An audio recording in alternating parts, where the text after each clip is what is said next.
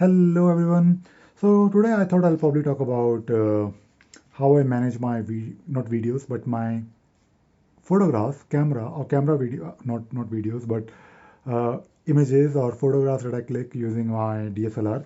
Now this is my DSLR which I use sometimes. I have a couple of them and I basically uh, use it for I try to keep it in my bag, not always, but usually it is in my bag somewhere, like in a corner.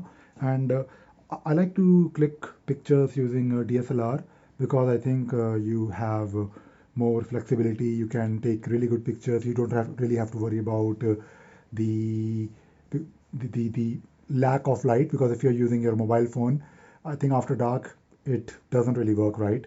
So I use, of course, or I try to use this camera.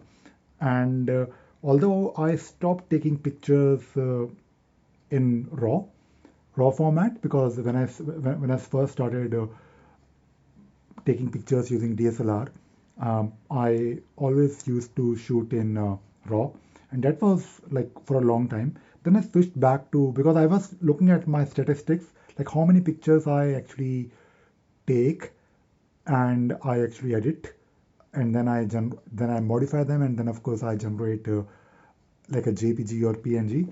So I don't really do that a lot. But recently I thought, okay, let me just take the pictures in raw format, and then I will worry about it later on because good thing about raw format is that it will capture, of course, a lot of details. And when you're trying to edit your pictures, you have, I think, more options.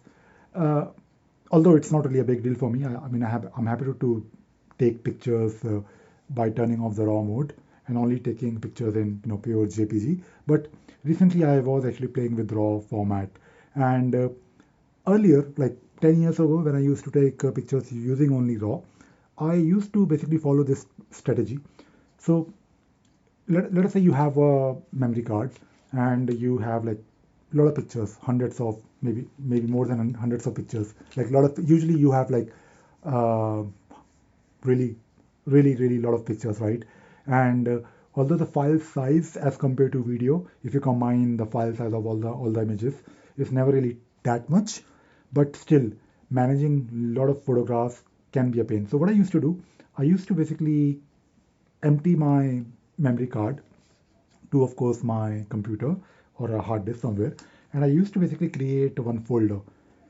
And the folder name had, or I still follow the same thing. Basically, I use the timestamp YYYY hyphen MM hyphen DD underscore some details about what happened uh, during that day, right? For example, if I am visiting Chandni Chowk, so I would name my folder as okay 2012 hyphen 11 hyphen 10th underscore Chandni Chowk, right? So I know about what is happening, and I used to do a couple of things, and I still do it. In fact, so under this folder, I had one more folder called raw, where I used to keep my raw files, like CR2 Canon format files.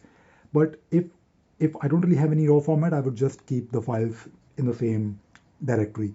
Now, when I have this directory, I used to, of course, also, you know, I come back to this directory maybe after a couple of months or maybe after 2 days or 2 hours or 2 years, and I would try to get rid of the old the pictures that are not really good enough because I think that has to be done.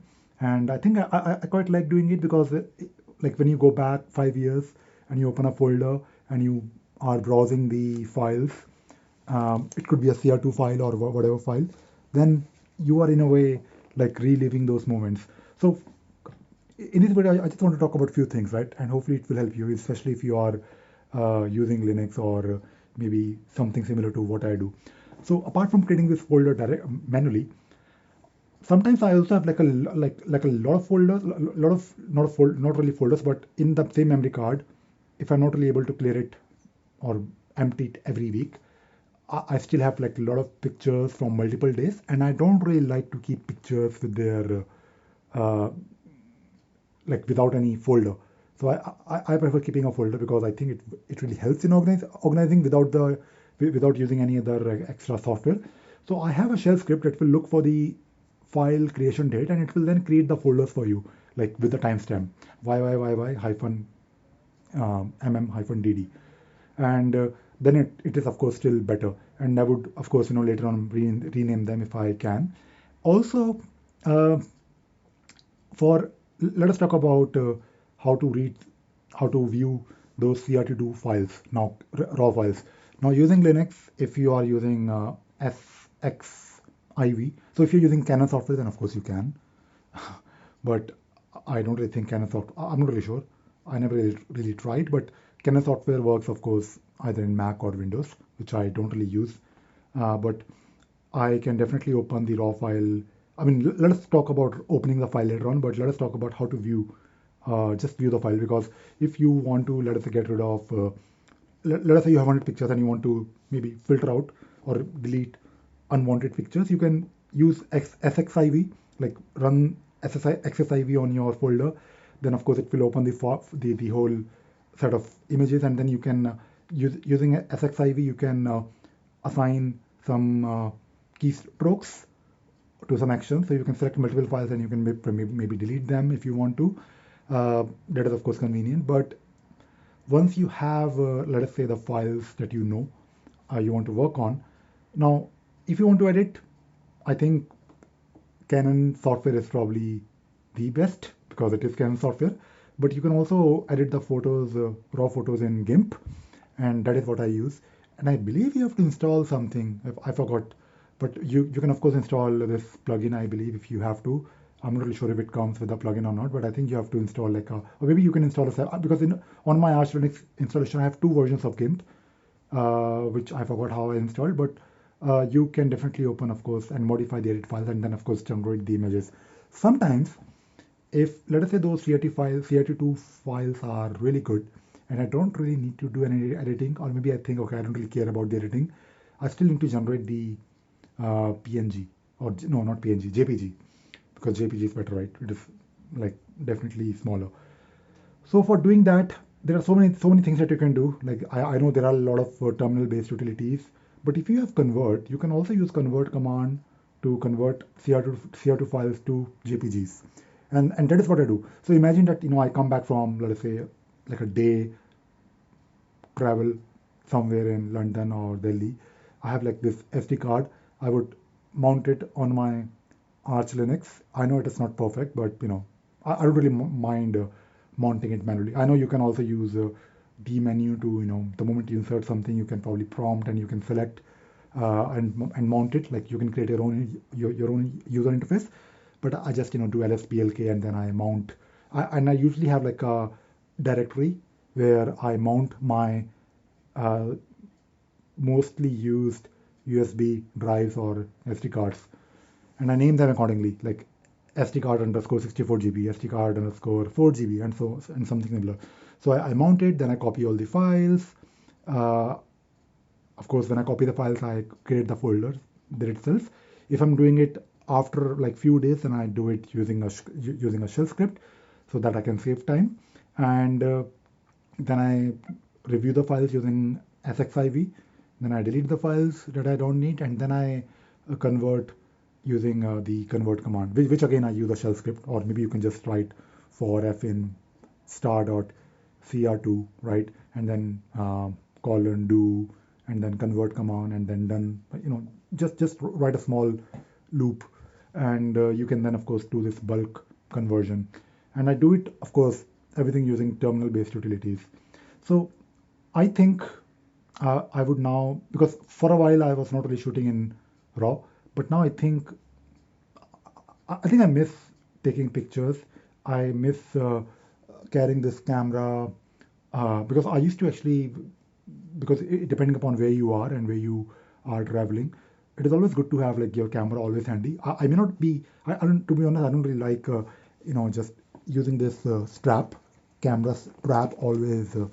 I don't really want to keep my camera exposed. I don't like it. Usually I have this, if I have to take a picture, I usually pull it out from my bag, and if I need to like hold it for some time, I do hold it. So I have this ring, and I just hold it like this, and I keep taking pictures. And I do have this strap which I don't really use, so I can always remove this. So I have this own my own custom clips, right? So uh, because sometimes it is always convenient. Sometimes when you are like doing a lot of things together, maybe you are with your family and you need like your both hands all the time. And in that case, of course, I use my camera strap, but I think I will probably now take a lot more pictures than I used to. I don't really even post the pictures because I think taking pictures from mobile phone, although it is convenient, but we don't really think about taking a picture um, before taking a picture, and which is sometimes good. But I think if you like photography or you want to maybe spend some time appreciate that scene before you click or before you take the picture, or maybe you're waiting for the perfect moment, I think you have more time to absorb what is happening. Maybe if you're traveling, or maybe if you're just somewhere in a park, or maybe you are clicking pictures of I don't know, maybe birds or ducks, then you would definitely feel a bit more relaxed. So I would do that. I think I need that now because I'm usually very busy and occupied. And if I can do something therapeutic, like taking pictures with my camera, I then I should actually. And the main challenge was because I think that is also one thing. I was avoiding this camera because, or I was not really taking a lot of pictures using DSLR because although I had my camera in my, I usually keep it in my bag, but still there's something like back of my mind. I'm thinking that yeah, okay, I'll take pictures, but I have to then manage those files, and that is probably not always smooth process. But if you maybe stick to these standard commands, or if you make your own workflow, like okay, I'll take this picture and then I'll download all the files to my computer using this command, and I usually keep these commands handy. Either I have like a shell script which is executable and it is in my path, so I can always run them. So because I think you have to basically be more efficient and try to be even more efficient, uh, like all the time. So apart from keeping the commands somewhere in my org file, if I'm doing something regularly, like for example, I have like my own shell scripts, and some of my shell scripts are basically nothing but my commands that I'm doing in bulk on a folder, and I have that executable. So if I run it on a folder, it will do the magic for me because it is my own custom command, and I prefer doing it on my own. I know there are a lot of utilities that you can download that will do a lot of things for you like in bulk, but I think even if you're using a simple utility, you can. I mean, that's a good thing about Linux, right? You can always do it in bulk, and that is what I wanted to talk about in this video. I wanted to give you some ideas. Don't really stop yourself uh, if you have to manage a lot of pictures, a lot of files. There are always ways to improve and be efficient managing those files. All right, that is it. That is all I wanted to talk about in this video. I hope you enjoyed watching this video and you learned something new. Bye bye.